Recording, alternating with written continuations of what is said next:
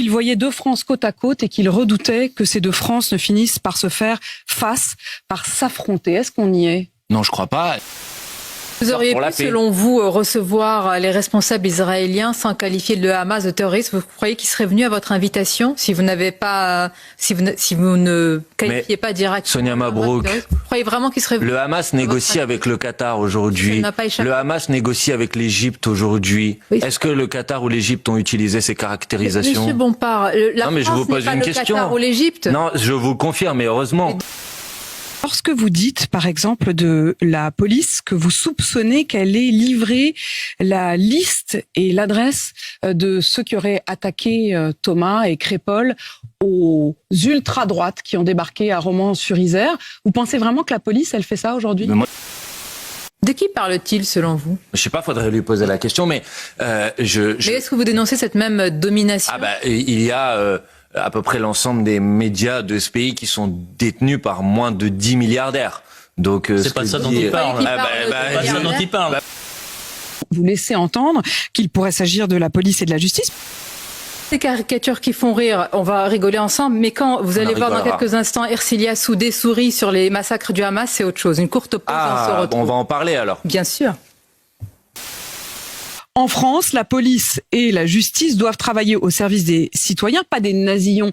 Vous pointez donc la possible responsabilité de policiers ou de personnes qui travaillent pour la justice. Qui d'autre, Apolline de Malherbe, qui a accès à ces informations à part les services de police et les services de la justice? La question que vous avez... Privé, non Sonia pas Mabrouk, mais de réagir vite avant qu'une enquête. Franchement, soyez honnête, s'il vous plaît, dans la discussion. Ça va être compliqué, Monsieur Bompard.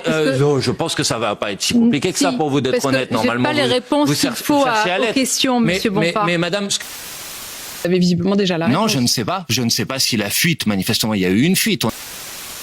Non, je ne vous accuse de rien de faux. Ce bandeau a existé. Et pour le condamner. Franchement, il y a une très bonne caricature de certaines de vos émissions qui circulent sur les réseaux sociaux. Arrêtez, parce que là, j'ai un peu l'impression d'être dans la caricature. De groupes qui ensuite sont allés défiler dans les rues à Romans-sur-Isère au cri de Islam hors d'Europe. Est-ce que vous pensez que la France insoumise, c'est le nazisme? Est-ce que vous pensez que le Hamas ne sont pas des terroristes? Dire qu'il fallait aller frapper du bougnoul. Ça devrait vous indigner de savoir que ces personnes-là, qui sont des dangers publics pour l'unité du pays, aient accès à ces informations. Et donc, je demande juste que la vérité soit faite et la transparence soit faite sur la manière avec laquelle ces personnes ont eu accès à ces informations. Vous pointez, moi je vous dis, vous n'êtes pas capable de citer une phrase qui montre que nous n'avons pas mis les vies sur le même plan. Et vous, vos liens avec le Front populaire de libération de la Palestine? Nos liens avec le Front populaire de libération de la Palestine, inexistants. Inexistants? Non, bien sûr que non. Précisez les choses, parce que là vous êtes en train de tout mélanger. Non, je ne mélange rien. C'est insupportable. Je ne mélange. Moi je ne laisserai pas dire sur cette antenne. Mais je dis exactement ce que je veux, Sonia Mabrouk. Une députée de chez vous, la députée Ercilia Soudé, qui avait organisé, selon ses mots, un ciné-débat avec le soutien du groupe La France Insoumise et qui avait souhaité inviter Mariam Abou Daka de l'organisation terroriste FCLP. C'est pas la France Insoumise qui a invité Mariam Abou Daka à venir en France. C'est une association qui s'appelle l'Union Juive Française pour la Paix. Dire ça. Vous m'interdisez rien. Je dis exactement ce que je veux, Sonia Mabrouk. Qui a dit ici sur ce plateau que les vies ne se valent pas? Qui?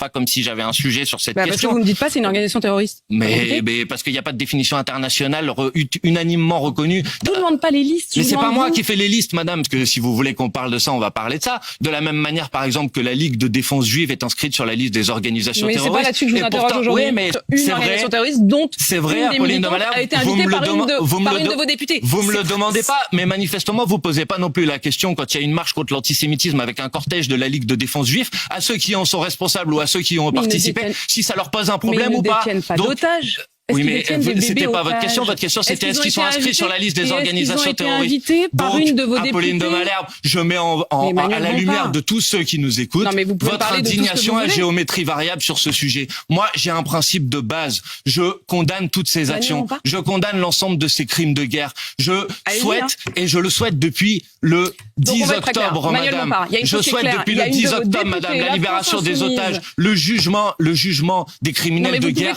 devant les cours pénales international. Vous pouvez m'entraîner, vous pouvez tirer les rideaux. Je ne contourne rien, madame, mais vous avez une lecture de la situation et un traitement de cette situation qui est à géométrie variable. Vous avez une indignation à géométrie variable que je n'ai pas en ce qui me concerne. Et d'ailleurs, vous savez, madame, il y a des faits. Parce que vous êtes obligé. Chez vous, la France Insoumise, madame, qui s'appelle Ersilia Soudeh, qui a invité une membre de cette organisation dont je vous interroge sur cette organisation. C'est pour ça que je vous interroge pas sur les autres organisations. Je vous ai répondu 10 fois. Oui, mais j'observe juste que quand vous avez d'autres personnes en face de vous, vous ne leur posez pas les questions, notamment sur la participation de la Ligue de défense juive à la manifestation contre l'antisémitisme, alors qu'elle est inscrite sur la liste des organisations terroristes en Israël et aux États-Unis. Et donc, je pointe le fait que vous avez, sur ce sujet, un traitement qui me paraît un traitement déséquilibré. Et vous pouvez dire, Manuel Bompard, pourquoi vous dites ça? Sauf que, vous savez, la Société des journalistes de votre antenne, BFM TV, a pointé le fait que vous avez un traitement déséquilibré sur le sujet. Pas vous, votre chaîne. Manuel Bompard.